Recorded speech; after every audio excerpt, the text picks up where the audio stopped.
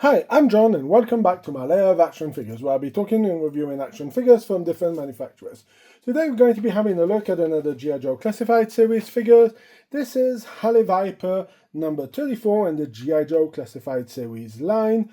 This figure came out in 2022. The suggested retail price of this figure was €24.99, €29.99 for Europe. And that's about what we know about this figure. Now let's dive into the history of this figure.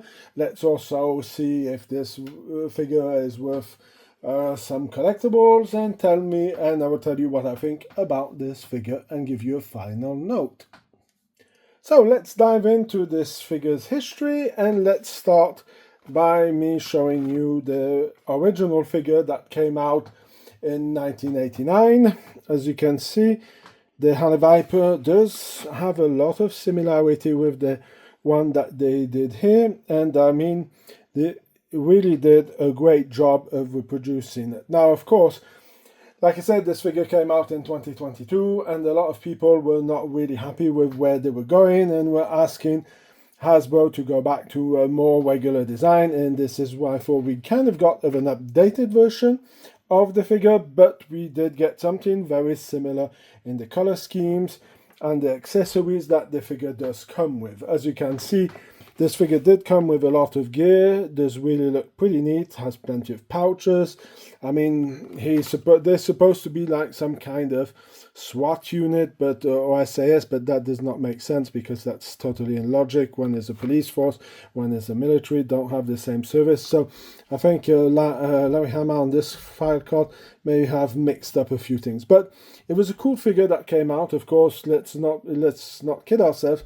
The camo deco on this guy is totally unrealistic, but again, he's Cobra, so I don't mind having Cobra with tons of different colors and things who do not make any sense. But as you can see, the figure was pretty well equipped and was an easy army builder for the time. And of course, that hasn't changed. Now let's dive into the new figure in the classified line. Of course, we get the figure, we get, of course, the shield, we get a backpack, like the original figure. We get grappling hook gun with the hook. We get two weapons. We get some kind of Kalashnikov, some kind of weird build of weapon, but the weapon looks good with a red dot. Of course, you can remove the ammo clip, so that's really nice.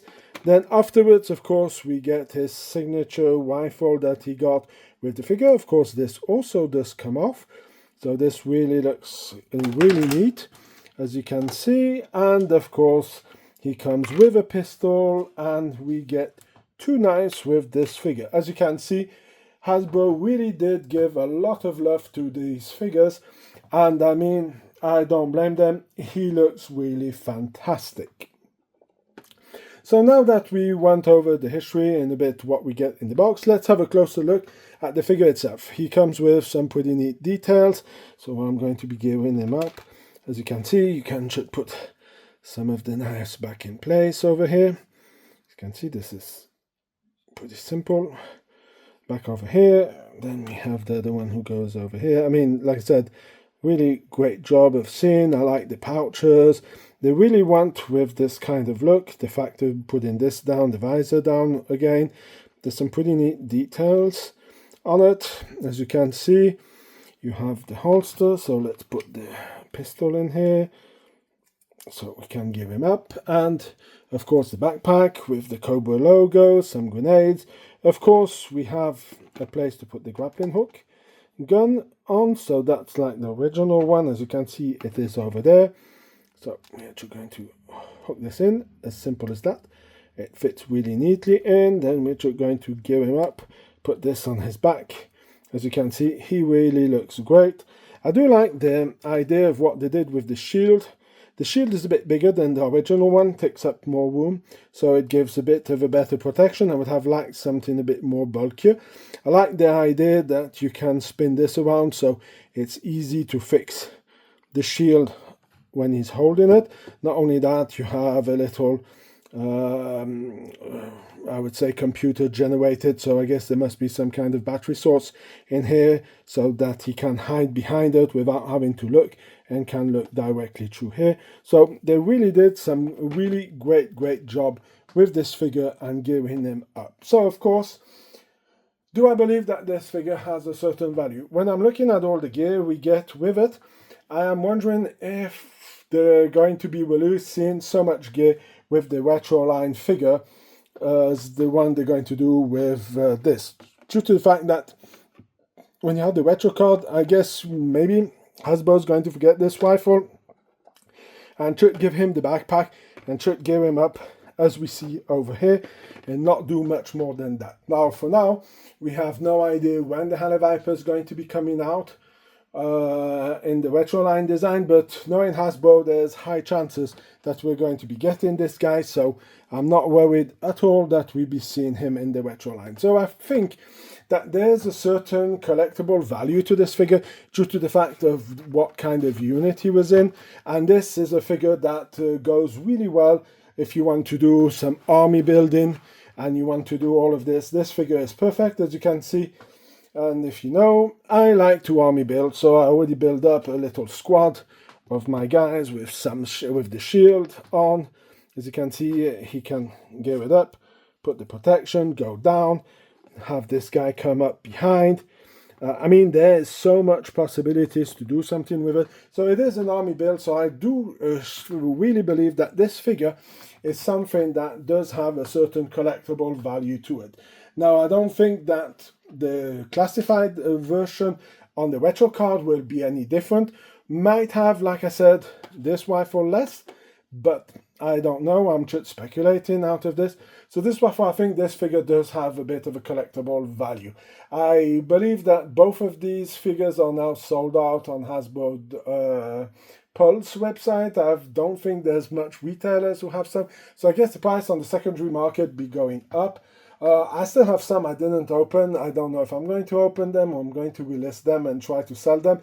Of course, the price, due to the fact that I have to bring them in from the US to Switzerland, makes it ridiculous for any of my US collectors or anybody else around the world. You better off try to find them in. But if you're in Europe, I will be gladly... If you want to pick some up and you're looking for some, I'll gladly help you find them and try to give you the best prices possible. Again, shipping from the US, paying all the taxes and import duty is something that costs, and I do have to ship them back out to you. So please bear in mind that I'm not going to be selling them from the same price as Hasbro does, due to the fact that even if I have a bit of a discount on them, I'm going to be paying them a lot more expensive when they come over here. But I am not limited like with Hasbro Pulse in Europe, where you are limited to 2, 3, or even sometimes 1 of each item, who is pretty ridiculous if you think about it.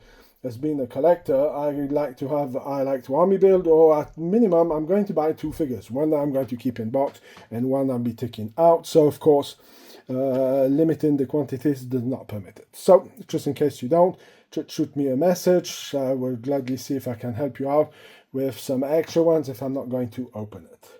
So talking about my final note on this figure, I'm going to give this figure a 9.5 out of 10.